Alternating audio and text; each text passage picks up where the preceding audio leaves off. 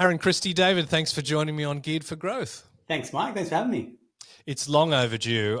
You were kind enough to have me on your podcast. Well, it was last year, and I've been really dragging my feet getting you. But we've got you here, we've got you now, and we've got you right at the time where your brand new book is coming out, The Happy Home Loan Handbook by Aaron Christie-David. Get that in all good bookstores. I can see Booktopia, for example, but it'll be everywhere, right? Talk us through that one. It must be almost like giving birth, writing a book.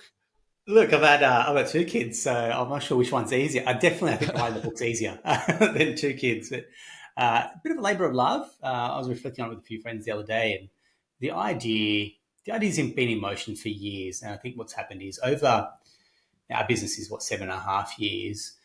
Over time, you're having so many conversations with people. So the book, I feel, is a collection of conversations that I've had that are a bit time tested. So messages that have resonated with people, stuff that I've got really good positive feedback on as well. And so it kind of aggregates some of the ideas and the policy, the philosophies that I have from how I've seen people that have gone on to successfully buy their own home. And it starts with that simple journey, buying their first place, and then it kind of takes them on that journey afterwards.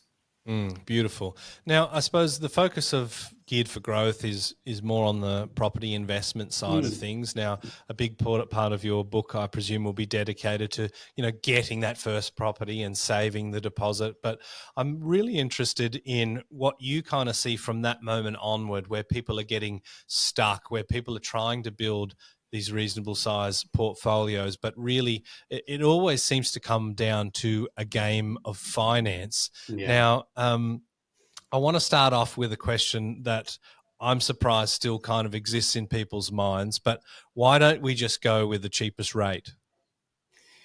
It's what we've been conditioned, Mike, and successfully by banks, right, to go shop for the lowest interest rate. And I can tell you right now, when you get the loan with the lowest interest rate, you're missing out borrowing capacity, sometimes to the tune of maybe 70 to 80, maybe sometimes $100,000.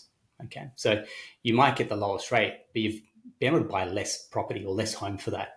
And when I explain that to people, going potentially that means you can go from a 2-bedder to a 3-bedder, or it's a 4-bedder, 2-bath on a 4-bedroom, 1-bath, or it's not buying on a main street.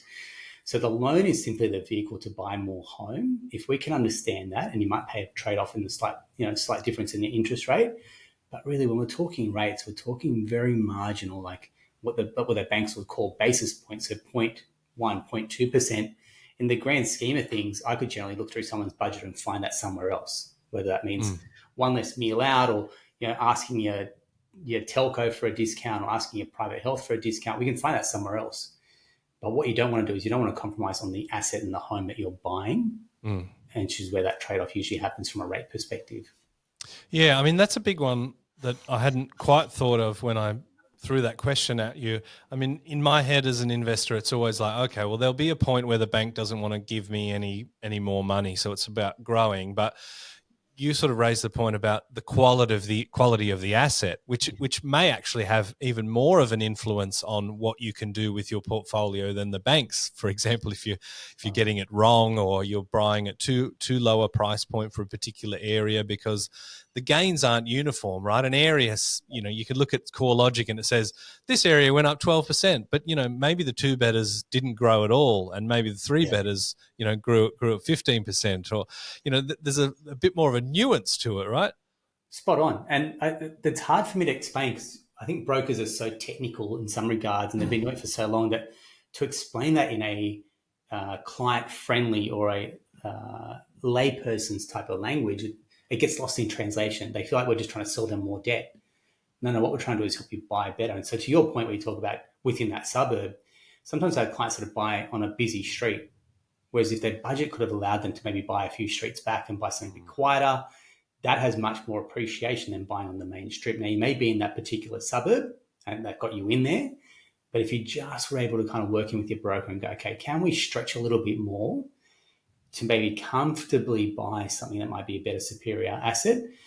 Yeah, the suburbs, we know it's not a level playing field from just being a suburb or buying a 3-bedder. It's, hey, look, I can buy the 3 or 4-bedder. Or the other one that's really popular at the moment is buying something that's completely renovated or at a high spec, rather than buying something you need to spend a lot more money or effort to renovate it, because when their building costs are through the roof, and then you need to come back and borrow more money. So you're borrowing more money later, or you're going to borrow more money up front to buy a better, superior asset. That's pretty much turnkey as well.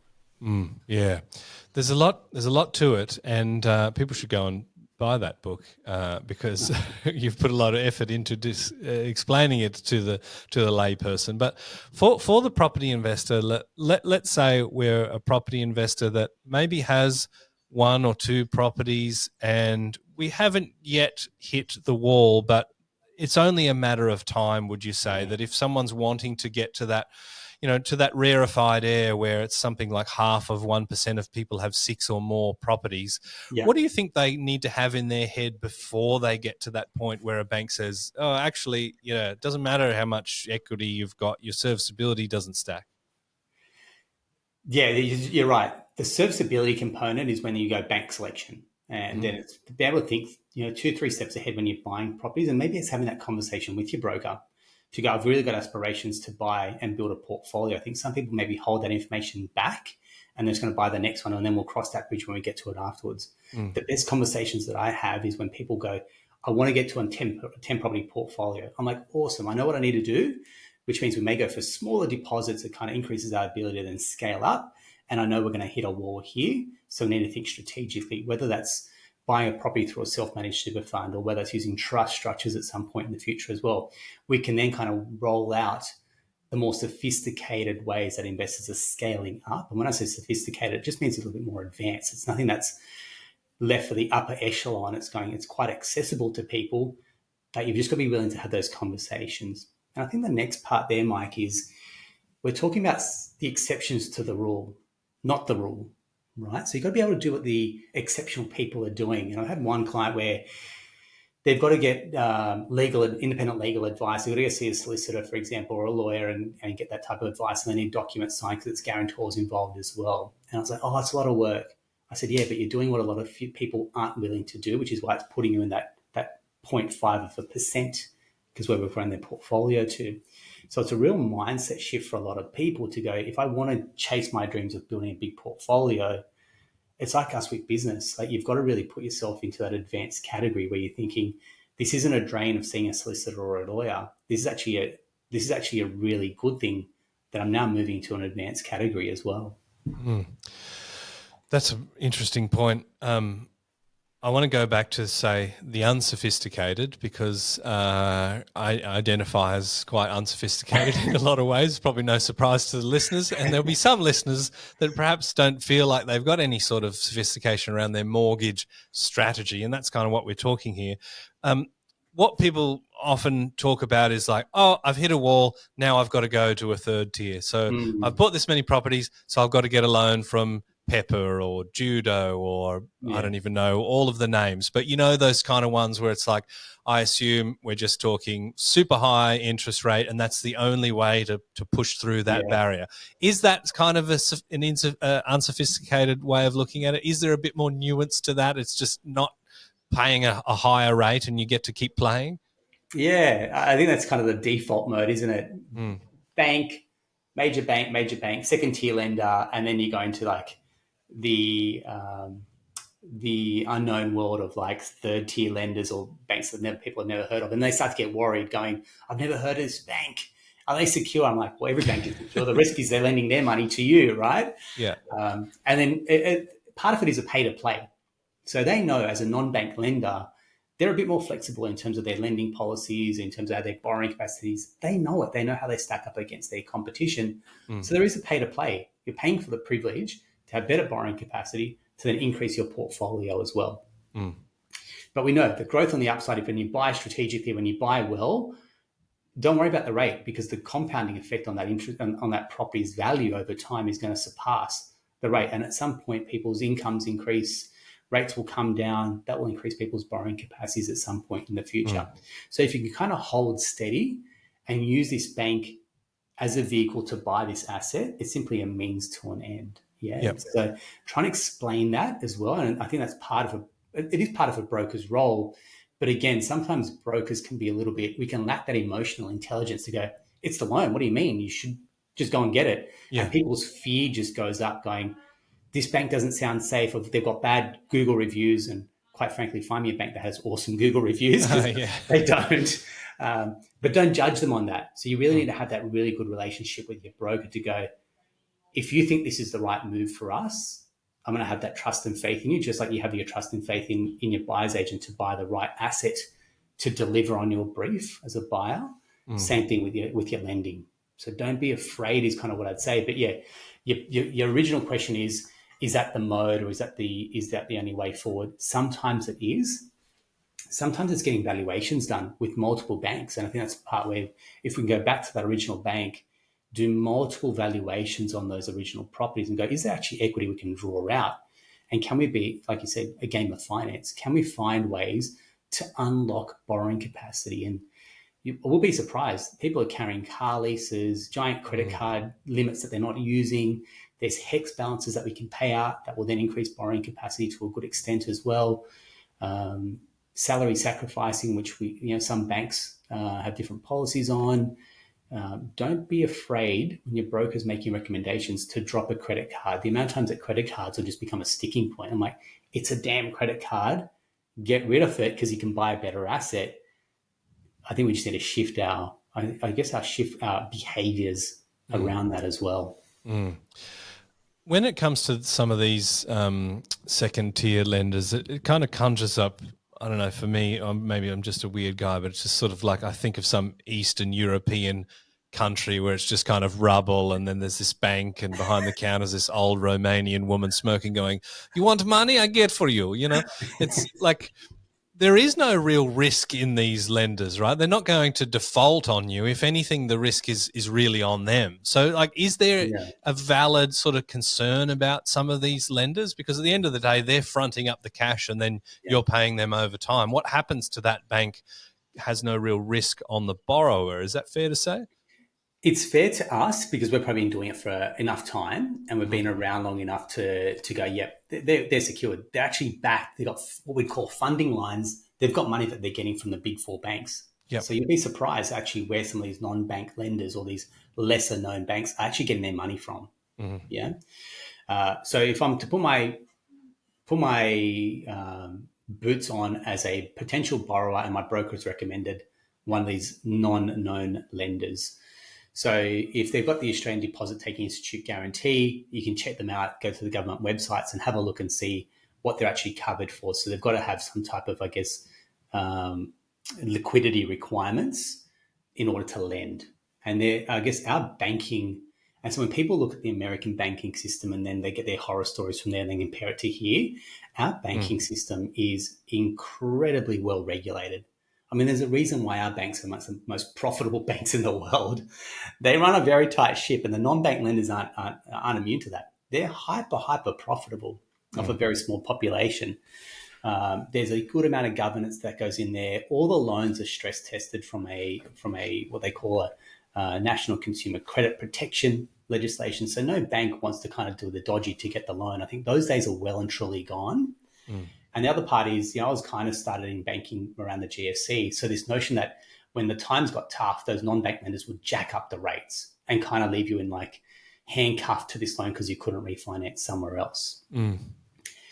That's not the case. And if we do come into some type of financial headwinds, you've just got to call the bank and say, look, get that rate down. It's the best call that people don't make, which is calling the bank, calling the discharges line or the retention line going, I want my interest rate reduced. And your broker can do it. You can do it. There's nothing stopping you from asking your bank for a discount. And the worst thing they do is say no. Yeah. And so let's say we've got a couple of investment properties. We hit a wall and we've got this second tier lender on an interest rate that's 1.5% higher than everything else. And it just keeps us up nights. We aren't stuck with that forever, because if we've bought that quality asset, the value of that will get to a point where, is there sort of a magic LVR where the loan to value ratio is such that a first tier bank would take on that debt? You could actually refinance it over. How do people normally sort of extricate themselves from those higher interest rates? Yeah, there's two parts. So one is you have the serviceability. So you've gone there for a particular reason. So you've had to go there for a particular reason. What was it? Was it the loan to value ratio. So you had a small deposit, and that was the only lender that would take it. Yep. Or your borrowing capacity was scraping the barrel effectively, and this was the only couple of lenders we could go to. So the best of a bad bunch. Now what happens is, over time, have you got a pay rise, or have you got a bonus, or have you got some extra income, or has the rental income even increased across your portfolio that then allows us to go back through, rerun the numbers and work out who you qualify with? So that's a big one. There's other lenders that are doing like just purely on a refinance loan. The loan serviceability is usually around that 3%. So when you apply for a loan, they usually do the assessment rate 3% above. If you're doing just a straight refinance, there's some banks that are applying like a 1% serviceability test. Right. So you might not be able to pull too much equity out, but to your point, going, this rate is keeping me up at night and I don't want to go and pull more equity out, just straight refinance, then speak to your broker about one of the lenders that do the low servicing on the assessment rate, straight refinance as well. Yep. And that may give you a bit of sleep at night factor on the rate. And are there better jobs for brokers than others? Let me explain exactly what I mean. Like, does someone like you pick up the phone from someone and they say, look, I need a mortgage for an investment property. Another conversation might be, I need to refinance because I've got a high interest rate and I want to go back to a major bank and reduce that. Is there an incentive for brokers to do one more than the other with more energy? I'm just wondering about kind of the incentives, right? Because we all kind of know that brokers get paid by the banks, but is all work equal? Like, should the consumer know that, look, unless you have a really good strategic mortgage broker, they're probably not going to be interested in doing this for you or creating strategy for you or anything like that. Is there something in that you feel the consumer needs to know?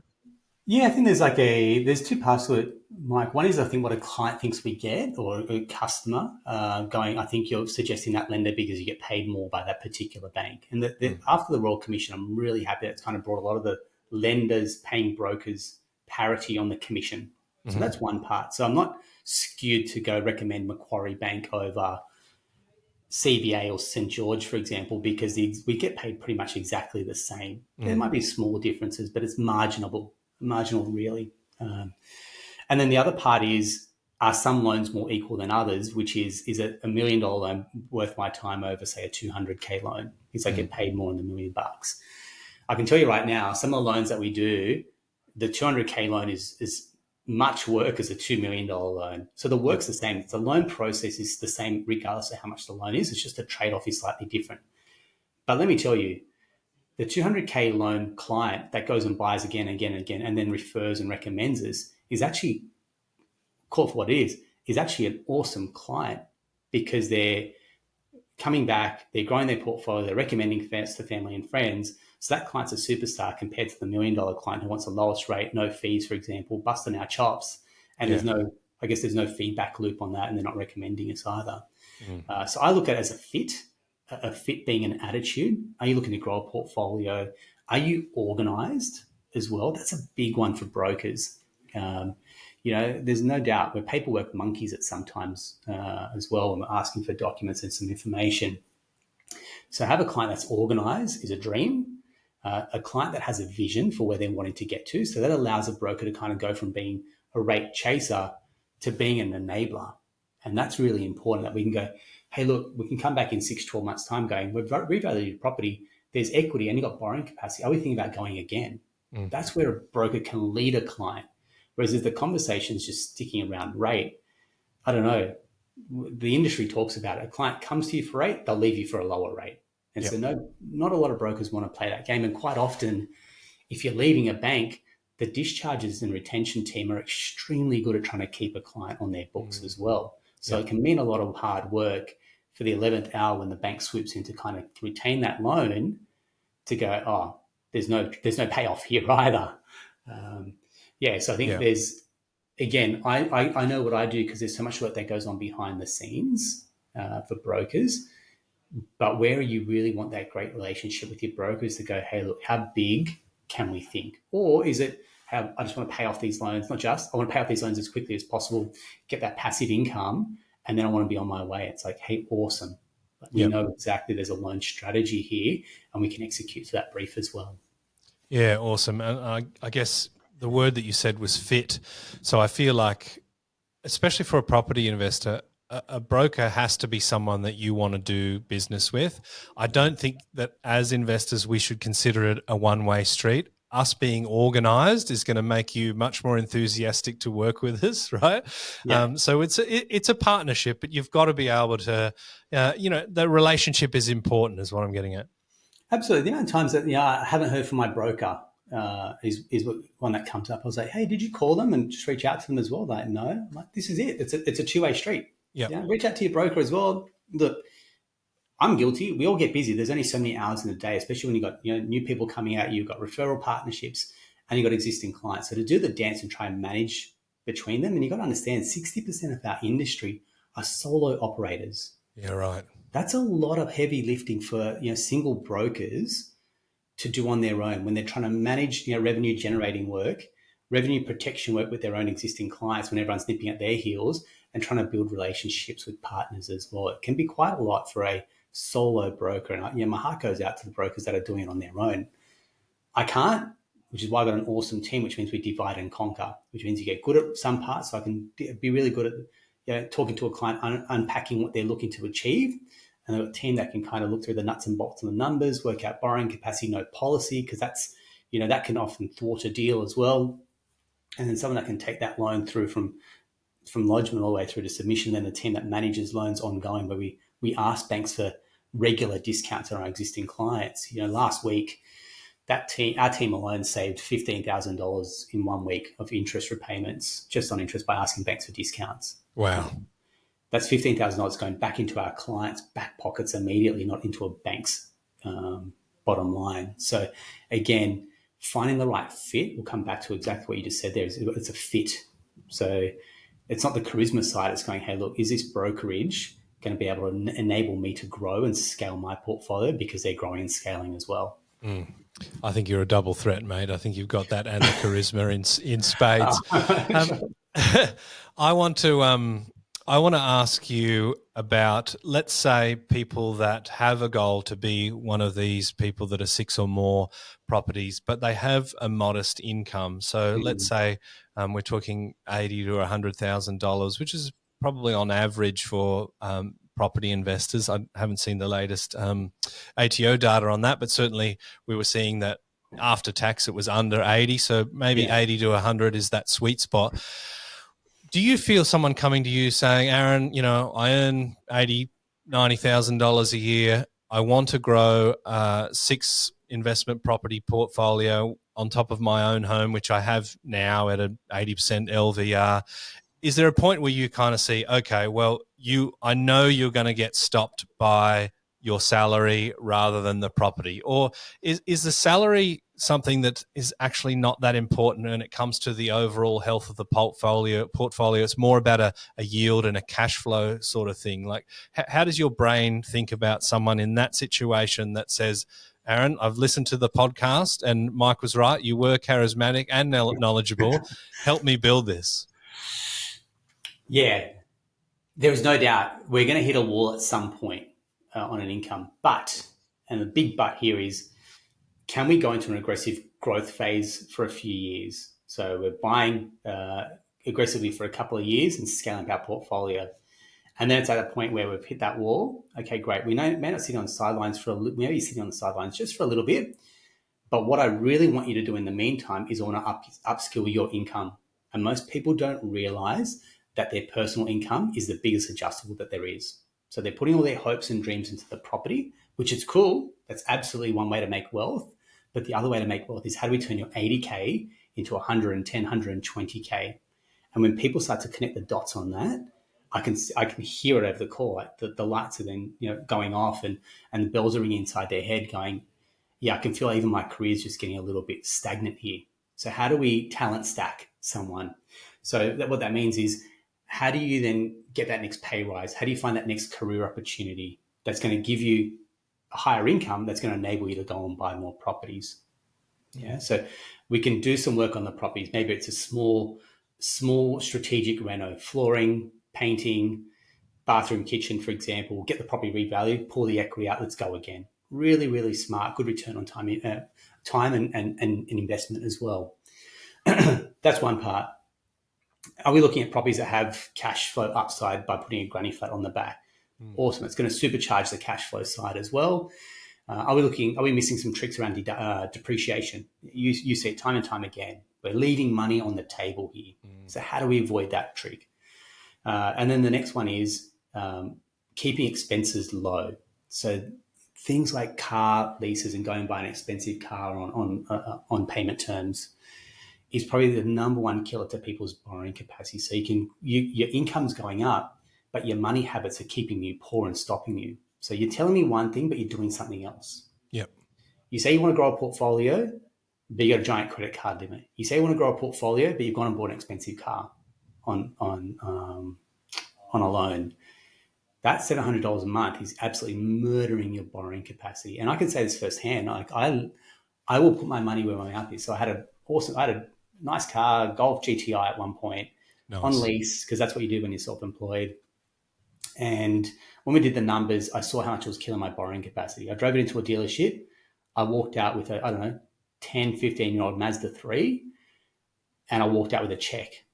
It's rare that people walk out of a dealership with checks. Yeah, right? It's always upgrade. Right? Got to go forward, got to get better. Yeah. And the first thing that people would say is business not going well, that you had to trade your car for a lower vehicle. I'm like, no, I want to keep buying property. I want to keep making money. The car is a depreciating liability. I want income producing assets. So again, if I feel like I'm skirting around the question, it's because I need to have people on this journey to go, there are ways to scale your portfolio on an income circa 80 to 100K. Yep. But how do we turn the 80, 100K into 110, 120? By focusing on your self-development, by leaving bad money habits at the door, by not engaging with credit cards, car loans, personal loans, for example, and we're putting all our eggs into the income-producing asset basket. That's going to give us the kick that we need. Yeah, I suppose it's easy to kind of think, oh, gosh, like I'm blocked, the banks won't lend me any more money, and you're on 80 grand and you've got your GTI and you've got your wine subscription and you're thinking, oh, like I just have a little bit of Russian caviar every second weekend.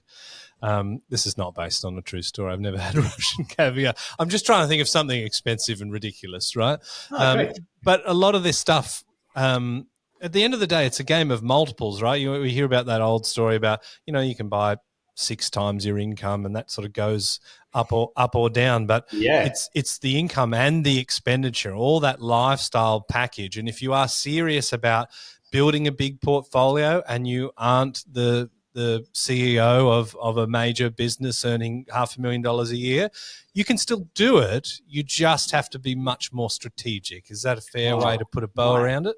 Spot on.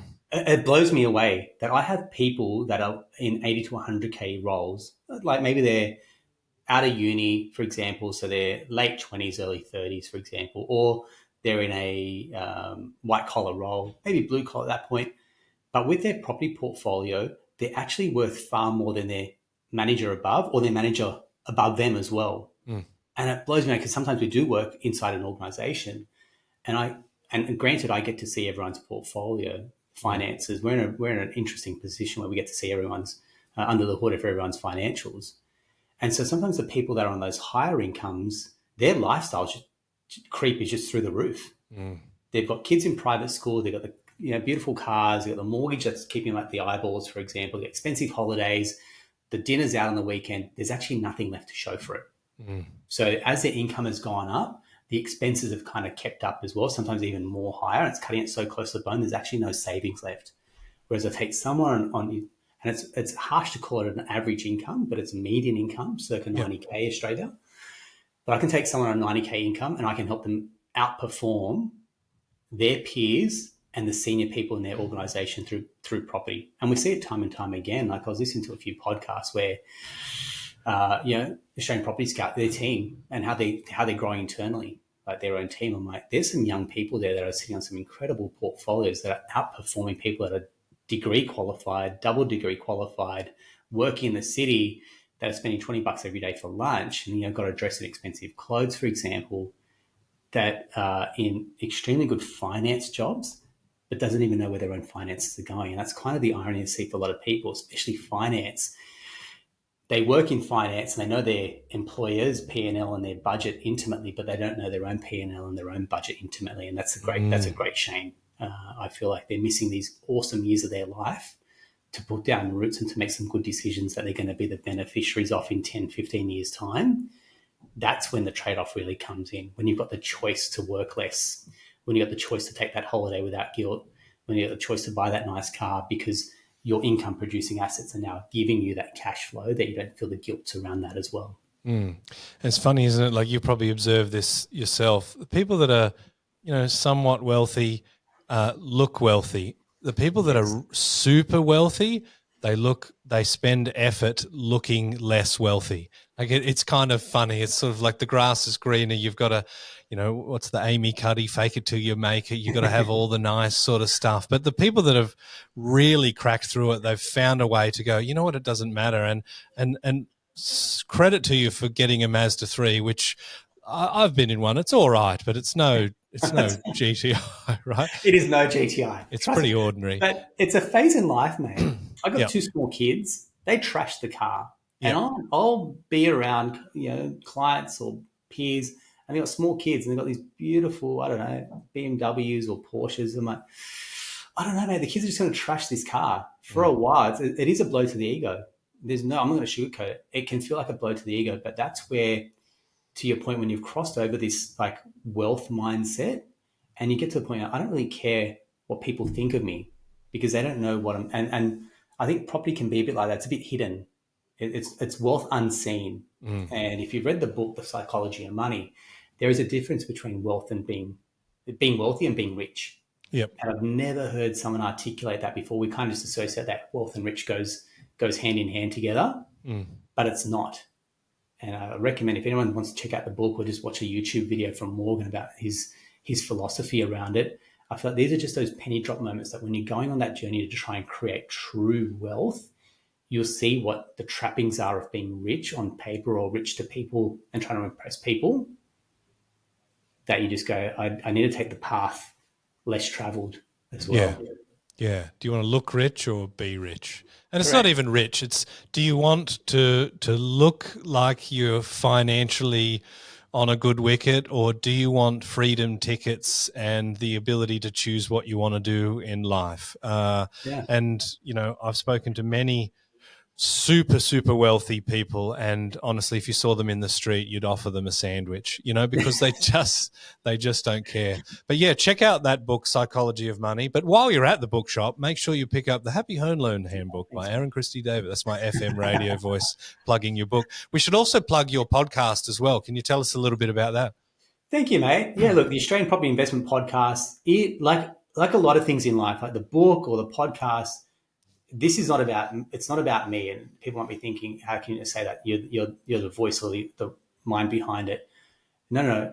I've had that many conversations. I want to grow personally. I want to grow professionally. I want to grow my own property portfolio. So I've had to find the answers out myself, and it's given me an unfair advantage to get off incredible people.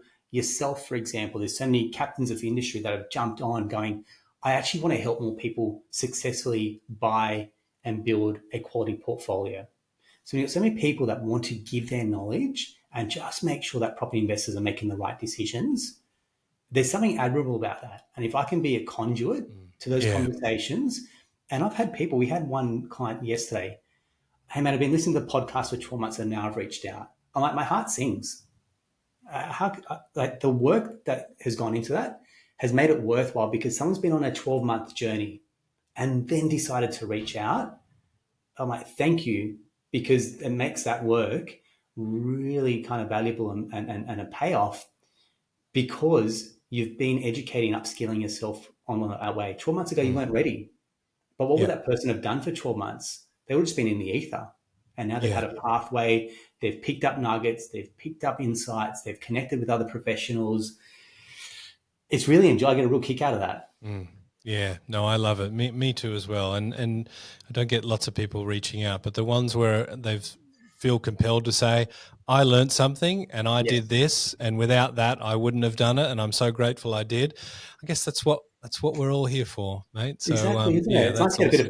a bit of feedback loop on what's going on and what's resonating as well, right? Mm. I mean, yeah, we're no diary for CEO, but this is it. Like you look at the average number of podcasts out there. I think the average episode number is 7.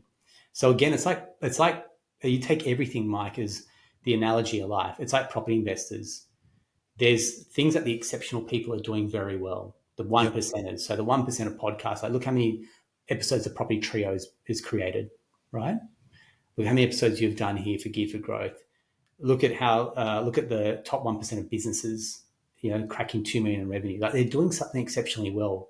One, they're surrounding themselves with like-minded people. There's a good mindset around growth as well. They're not willing to accept the status quo. And the same could be said for property investors. The 1%ers want growth. They're not going to take no for an answer. They're going to do what the uncommon are doing. They're going to find the right team of professionals. They're the hallmarks. So you can apply property investing to the analogy of life. I find the rewards for people that have done exceptionally well is because they've put themselves in the driver's seat. Yeah, awesome. Wise words, mate. And to finish us off, thinking about the property investor, either aspirational or in the build process, what do you think are some of the most important things for them to understand from the mind of a strategic mortgage broker to ensure that they get to where they want to get to? I'd say number one is have a heart-to-heart conversation. And what I mean by that is, hey, look, I've got ambitions to grow to here. Quite often you'll find that mortgage broker, if they're gonna kind of reciprocate and effectively mirror at that point, going, I think we can help you get there, or we're gonna be a conduit to help you get there. Some mortgage brokers may project their own insecurities. And I say it because I meet a lot of brokers and they're like, nah, can't do it. I'm like, who are you to say no? If the client wants to find a way, and I have lost clients at the very early stage in my journey, there were clients that were bigger than me and they went somewhere else. And I'm glad they found a bigger and better mortgage broker. But that just made me hungrier. It made me hungry to go, I need to upskill myself, sharpen my knowledge, sharpen my product knowledge as well, to then start to work with hungry investors. So to someone listening that wants to find the right mortgage broker, be open about what your plans are. Show them exactly what's going on from a financial perspective. Tell them a little bit about where you think you're going to get to in the future. If you've had some setbacks, talk about that, whether it's bought the wrong property or you had issues with tenants, for example, or you have fears around rising interest rates or cash flow is going to get tight, or you're thinking about starting a family. Tell those really important parts, because we can then navigate that from a lending perspective. And the next part is then build that relationship where you're going, hey, we're checking in every 6 to 12 months. Because now I'm holding you to account, which is you said you want to buy 5 properties, 6 properties. Why we're not pulling the trigger on this when you said you were going to? And sometimes I feel that we can think bigger and have a bigger vision for our clients than they have for themselves, because something happens here, Mike, right? They've got the ambitions to grow, but then dealing with property managers or a tenant that pays rent just dents their bit of confidence. And I've met with a positive psychologist, and they said the ratio is 3 to 1. We have 3 times more negative thoughts than we have positive thoughts. And so it really can dampen your confidence to go, rising interest rates, tenants have damaged the property, you've got hot water to replace, but then that's 3 issues. But where's the one good thing? It's hard to see that sometimes. And when I go back, hey, your property's increased in value, that could be the one good thing, but that gets overshadowed by all the bad stuff as well. So we need a bit of perspective to go, you're buying in an awesome country. We're buying a piece of land in this incredible country.